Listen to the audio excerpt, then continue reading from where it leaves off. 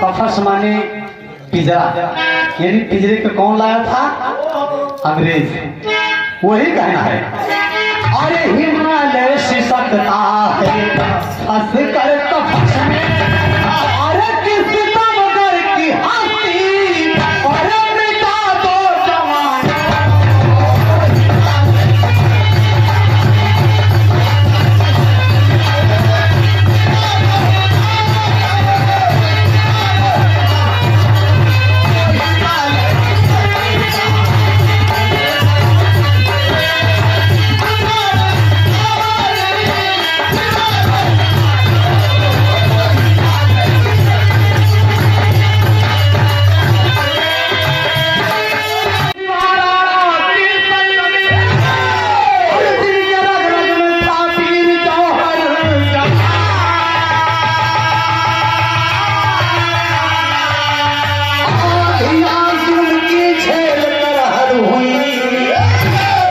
दुश्मनों से सदा मेरा भारत लड़ा।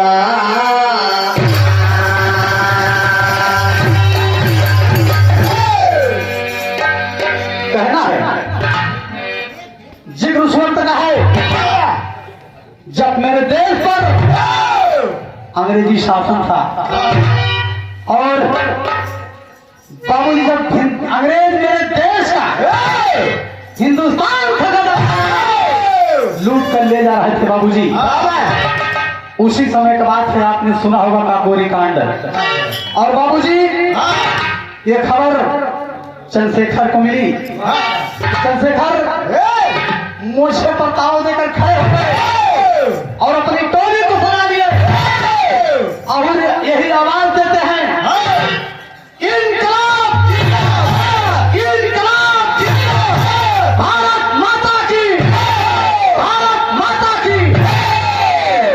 और कहते हैं बाबूजी कवि को तर्ज का भाव देना पड़ा। कहना है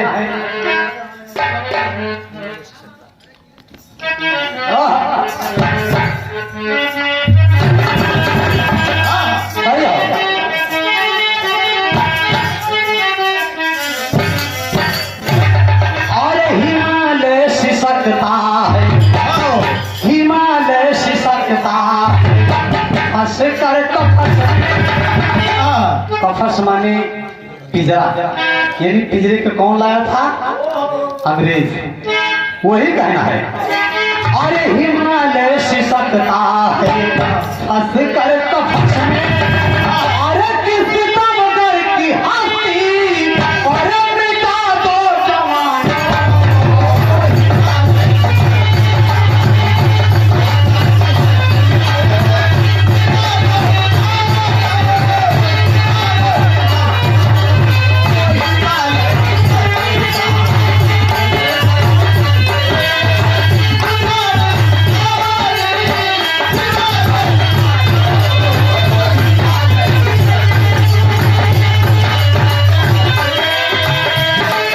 कहना है हिमालय सिसकता है फंस कर कफस में, और किसी दमगर की हंसी और मिटा दो जवान।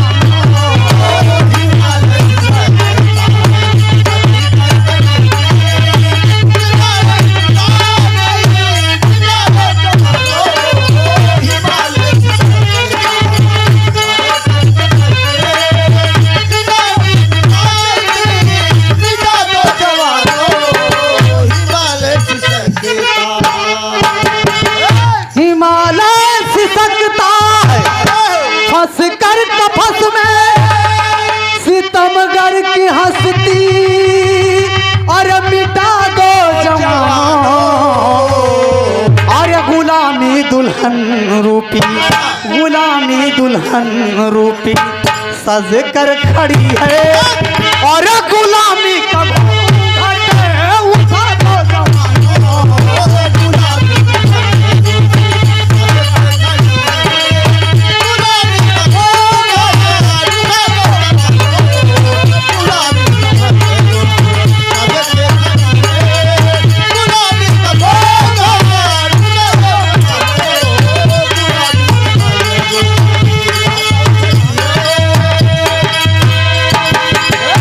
कहना है, शहर के भाव में कहना है।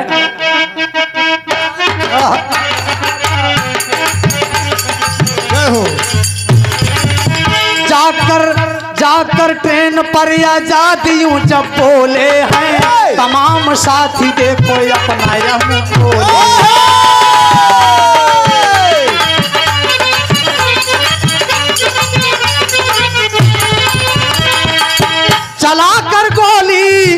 चलाकर गोली देखो अंग्रेज को मारा है चंद्रशेखर का देखो मारा है।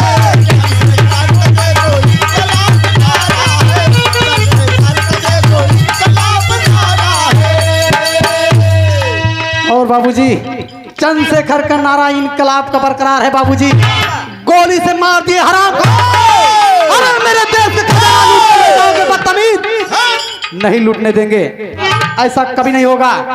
अरे जब गोली चलती है तो तमाम अंग्रेजी सिपाही टूट पड़े कि मारो चंद्रशेखर को मारो, आजाद यही है। यह कहती है कि अरे तुम कौन हो मेरे घर में घुसे। चंद्रशेखर कहते हैं कि माँ मेरी जिंदगी खतरे में है।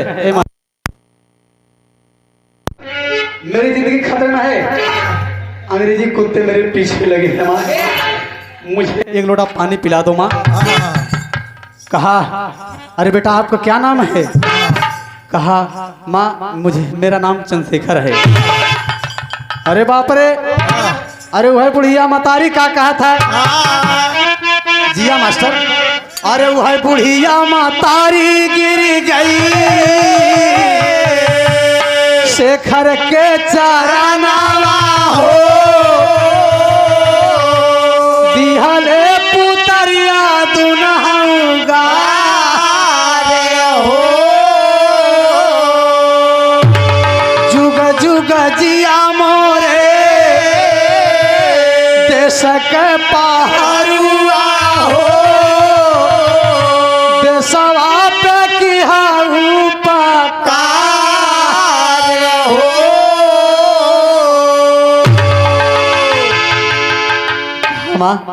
बाबूजी बुढ़िया लोटा मांझ कर एक लोटा पानी ले आई और चंद्रशेखर गटगट पी गई।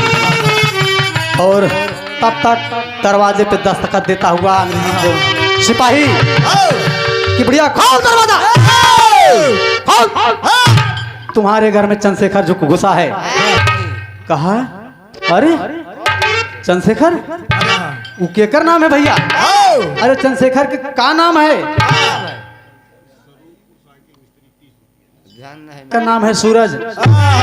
लकड़ी तोड़ने बाग में गया होगा, अभी आता होगा। अरे चंद्रशेखर यहाँ आए के का कहे हैं। चंद्रशेखर यहाँ आए के का करे हैं भैया। हमारे तो एक बेटवा है जेकर नाम है सूरज, लकड़ी तोड़ने बाग में गया होगा। कहा आराम खोल।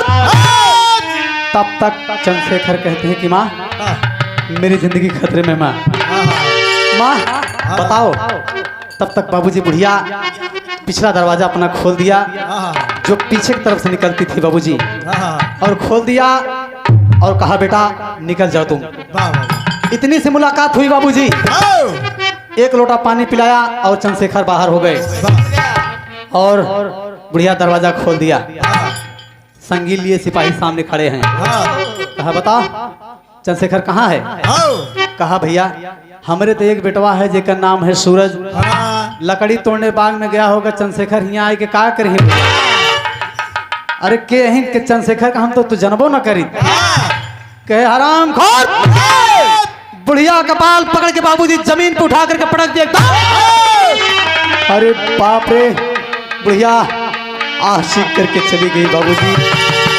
ये हराम खोर हमारे देश में इस तरीके से गद्दारी करते थे बाबूजी। उस समय हमारी मतारी बहन के ऊपर इतना जुर्म करते थे, इतना अत्याचार करते थे, और हमारी बुढ़िया मातारी को उठा करके जमीन पर पटक दिए बाबूजी। और बुढ़िया आज चीख करके चली गई बाबूजी। और तमाम टोला मोहल्ला के लोग जुड़ गए कि रे बाप रे, बुढ़िया को मार डाले, बुढ़िया को मार डाले, अरे मंगला को मार डाले। तब तक ओकर बेटवा लकड़ी का गट्ठा लेके आ गया बाबूजी। कहा का बात है भाई, का बात है, हम वहीं गए तो हमार माई ठीक रही, अब वहीं ठीक रही, हमारे दरवाजे पे भीड़ काहे लगी बा। और लोग बताए कि तोरे मतारी के अंग्रेजी कुत्ते मार कर चले गए। कहा हराम खोर, अरे तुम, सैकड़ों की भीड़ जुटी हुई है, सैकड़ों की भीड़ जुटी है, तुम लोग तमाशा देखते रह गए। और बाबूजी वही चंद्रशेखर करते क्या है बाबूजी कि कहा अरे तुम लोग ये मुट्ठी भर अंग्रेज, सैकड़ों की भीड़ जुटी हुई है, अगर एक एक हिंदुस्तानी एक एक ऊंट, अगर एक एक हिंदुस्तानी एक एक ईंट उठा के मारता तो हिंदुस्तान का इतिहास बदल जाता। सैकड़ों की भीड़ जुटी हुई है, तुम लोग तमाशा देखते रह गए। अरे मुट्ठी भर अंग्रेज मेरे पिता को मार के चले गए। तो बाबूजी सूरज करता क्या है, बताइए।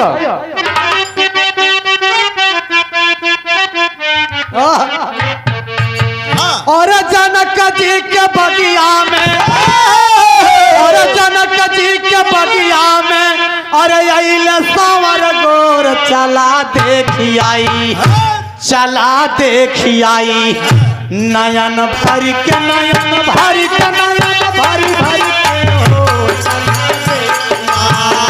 नयन भर के, नयन भर के, नयन भर भर के हो, चला देखी आई, नयन भर के, नयन भर के, नयन भर भर के हो, चला देखी आई। लेकिन बाबूजी सूरज कहता है कि हाँ हराम खोर को मार डालो, कहता है खूनवा के टीका अपन मथवा लगैले, लोग से देखा अपन बतिया बतैले, बदला हम लेबै, बदला हम लेबै, शेरवा दौड़ पड़ा, दौड़ पड़ा, दौड़ पड़ा हे बदला, शेरवा दौड़ पड़ा, दौड़ पड़ा, दौड़ पड़ा हो, बदला हम लेबै, शेरवा दौड़ पड़ा, दौड़ पड़ा, दौड़ पड़ा हो, बदला हम लेबै।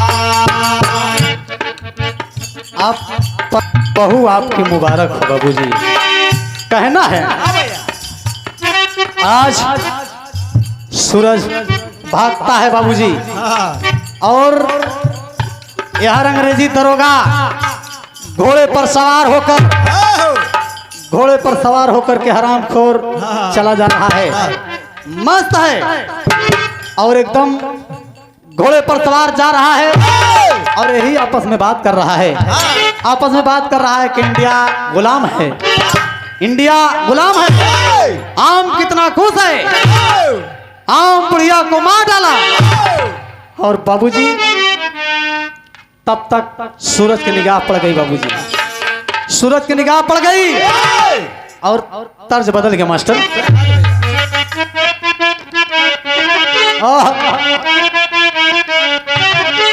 अरे हम गवनवा लइके जा, हम गवनवा लइके जा, छटिया के ही पार यही रनवा, हम गवनवा लइके जा, हम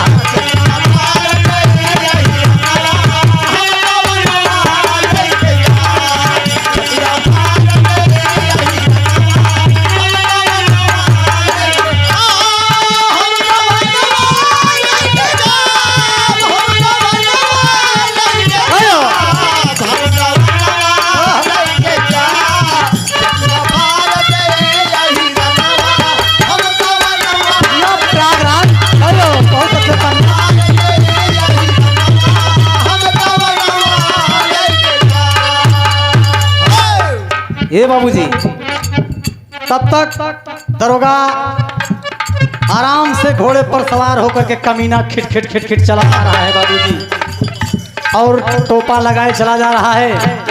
और तब तक सूरज की निगाह पड़ गई, कहे हम गुमानवा झर पैना, हम दुलारवा झर पैना, बोला माई का छोटा छोकरवा, हम गुमानवा झर पैना, बोला माई का छोटा छोकरवा, हम गुमानवा झर पैना, बोला माई का छोटा छोकरवा, हम गुमानवा झर पैना, हम गुमानवा झर पैना, हम गुमानवा झर पैना, बोला माई का छोटा छोकरवा, हम गुमानवा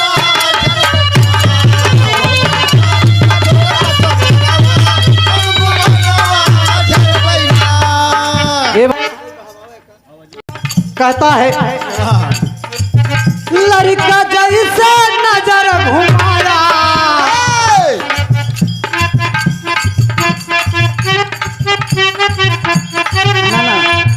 लड़का जैसे नजर घुमाया, हाथ में अपने पथरा उठाया,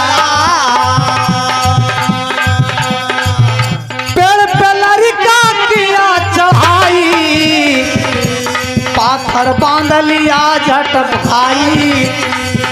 आज बाबूजी सूरज एक जो सड़क के बगल से डाल गई है बाबूजी, एक उसी डाल के ऊपर बैठ गया है, और ये अंग्रेजी दरोगा हरामखोर आपस में बात करते हुए चला जा रहा है, टोपा लगाए खिट खिट खिट खिट, और पेड़ की डाल पर लड़का बैठा हुआ है।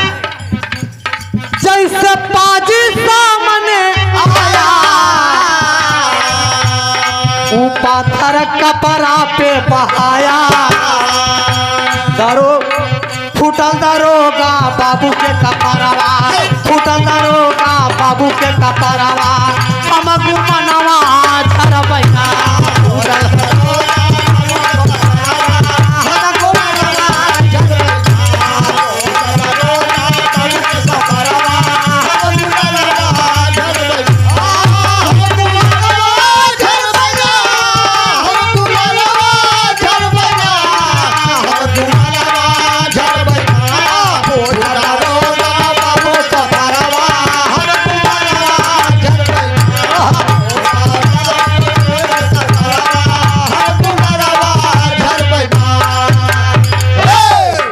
उठा करके मारा साले कंटोप कंटोप बाहर।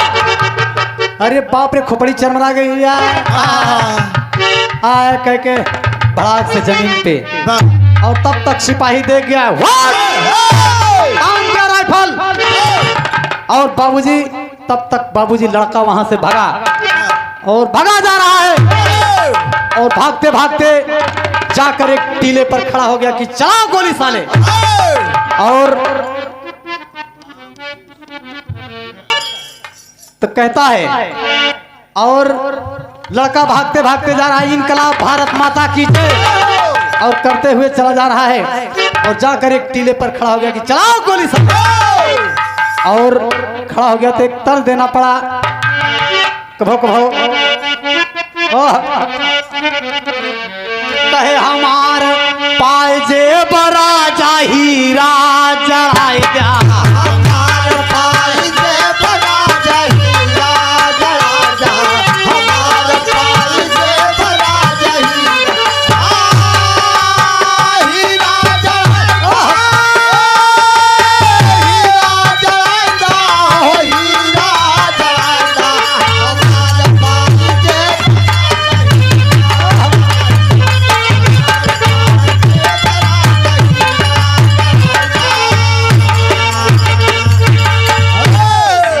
बाबूजी तब तक लड़का कहता क्या है, अरे ये तो भाव रहा, लेकिन कहना है, अरे खोजता रहा ब्यासा रे दुल्हा पैसा, खोजता रहा ब्यासा रे दुल्हा पैसा, खोजता रहा ब्यासा रे दुल्हा पैसा,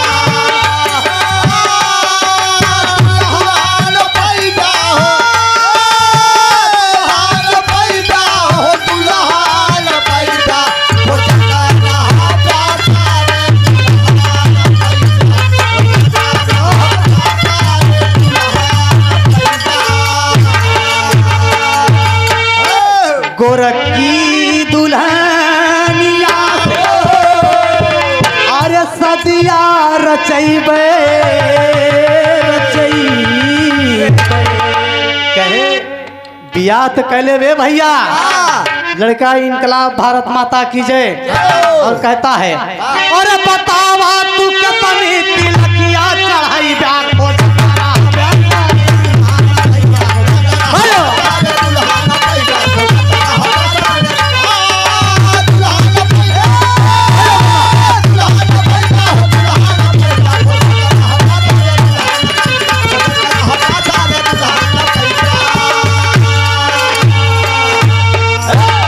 और बाबूजी लड़का भागते भागते एक गली से गली में गली से गली में गली से गली में देखा एक गेट खुला हुआ है बाबूजी।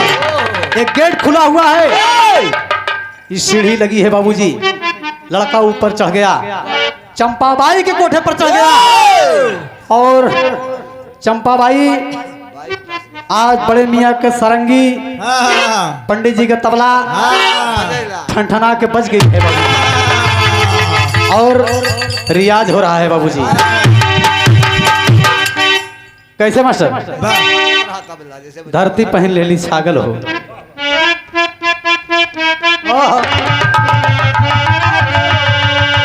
हे धरती पहन ली हली छागल हो। हे धरती पहन ली हली छागल हो मोरी भगिया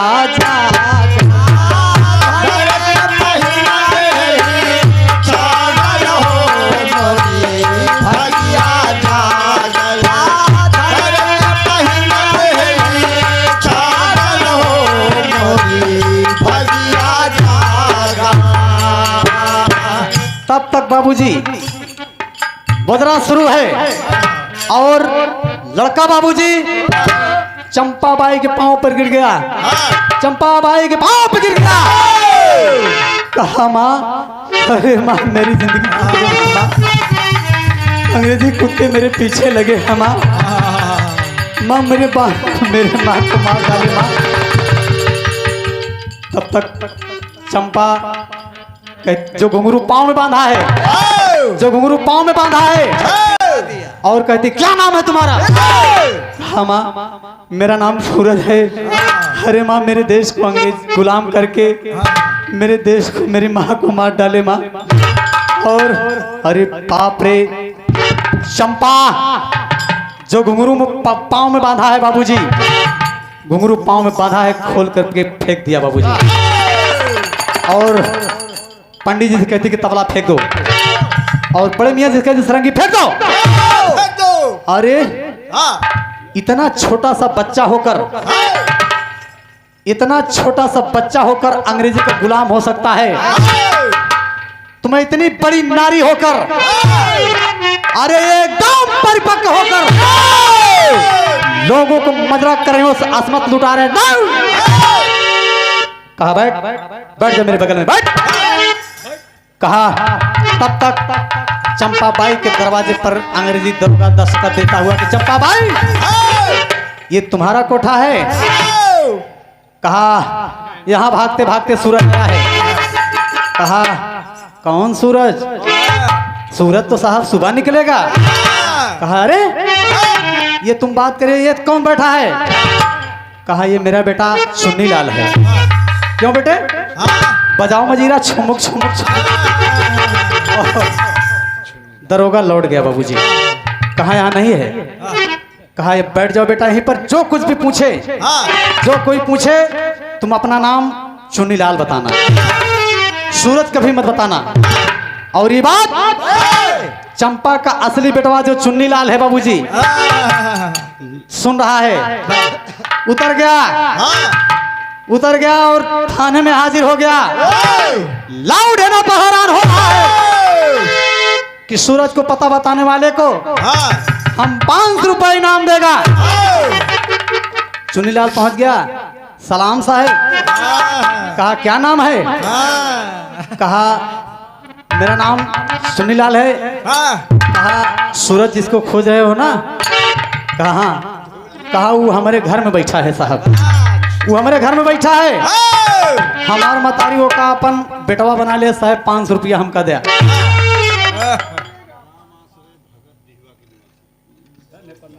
आप परम सम्माननीय परम श्रद्धेय माननीय श्री आप राम आश्रय भगत ग्राम देहवा के निवासी, ये आपके संगमरमर 17 सा जिस्म बसा हर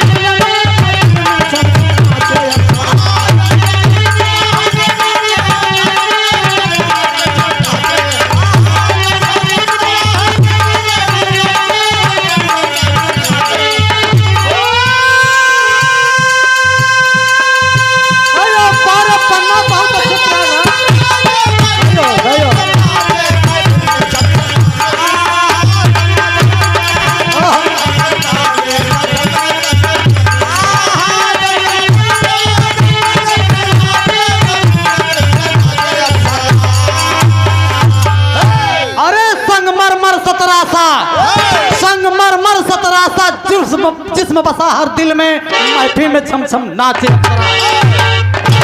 और बाबूजी घुंघरू उतार कर फेंक दिया, कहा चलो। और जब चंपाबाई चलती है बाबूजी तो कभी को आल्हा में भाव देना पड़ा। अरे बाप रे, दूसरे के बेटावा बनई चंपा,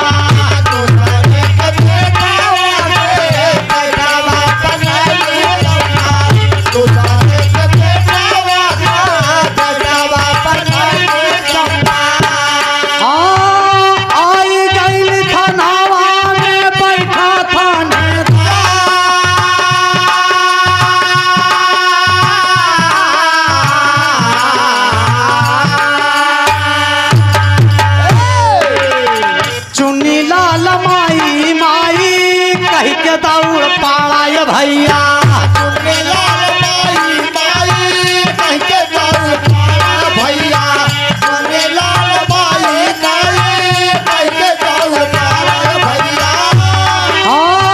चंपा बयानवा में दिहली फटा।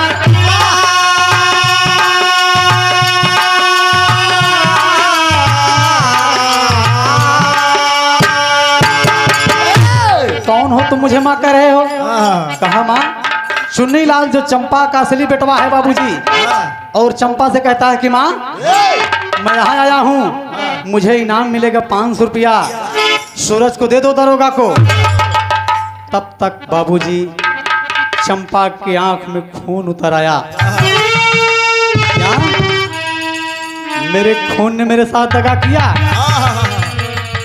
हरामखोर, तुम सूरज हो, तुम सूरज हो। क्या कहा था? हमारे बगल खड़ा हमारा बेटा हुआ अंग्रेजवन जिया, हमारे बगल खड़ा हमारा बेटा हुआ सुना अंग्रेजवन के साथ बोला गद्दार।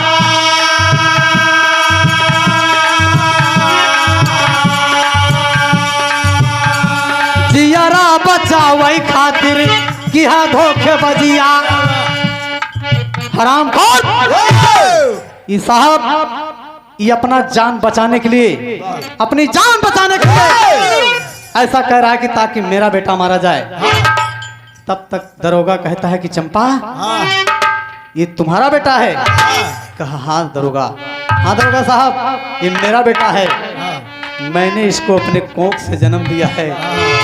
माँ अपना आंचल उड़ा दिया बाबूजी, मैंने इसे कोख से अपना जन्म दिया है। और कहा इस हरामखोर ये सूरज है, इस हरामखोर को चाहे गोली से मार दो या फांसी दे दो, मुझे कोई फर्क नहीं है। तब तक बाबूजी दरोगा कम दिमागदार नहीं था बाबूजी, और कहता है कि चंपा तुम देश का नारी है, अगर तुम में कहता है कि तेरा चुन्नीलाल नहीं है तेरा सूरज है, ये ले पिस्तौल मार गोली इसको। चंपा बाबूजी अपने हाथ में पिस्तौल उठा लिया, अपने हाथ में पिस्तौल उठा लिया, उसके हाथ कप रहे हैं। कहा चंपा तेरे हाथ? कहा साहब हमने कभी हत्या नहीं किया है, ये काम आप ही की जगह का नहीं। अगर ये तेरा चुन्नीलाल नहीं है सूरज है किसने अंग्रेजी दरोगा को मारा है, इसको गोली मार। वही बाबूजी चंपा करती क्या है, खड़ी में मास्टर।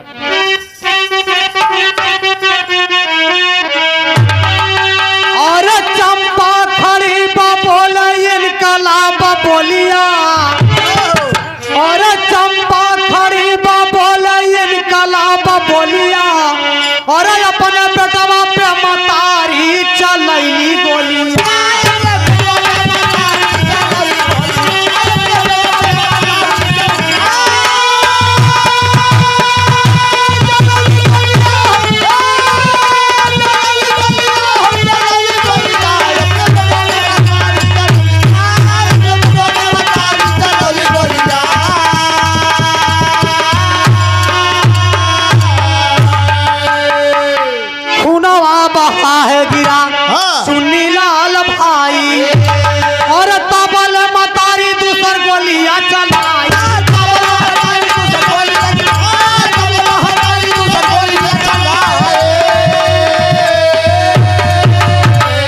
बाबूजी वो माँ अपने बेटे के ऊपर गोली चला दिया बाबूजी, लेकिन खून का रिश्ता था, बर्दाश्त नहीं कर पाई। और करती क्या है, और जान पावे न कमीना हमार पोलिया, अपने बेटवा पे मतारी चली।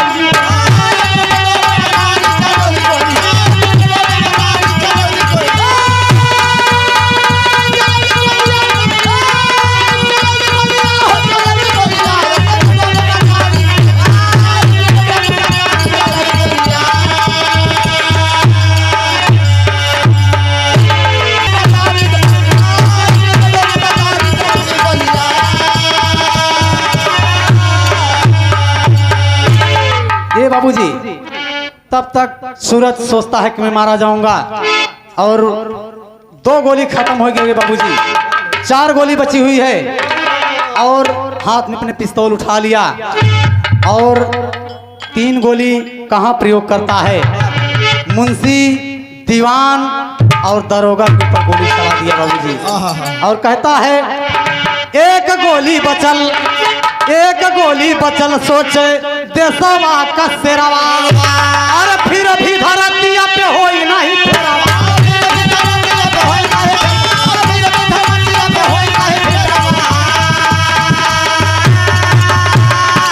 और आज जान पावे न कमीना हमारा पोलिया, अपने बेटवा पे मतारी चलई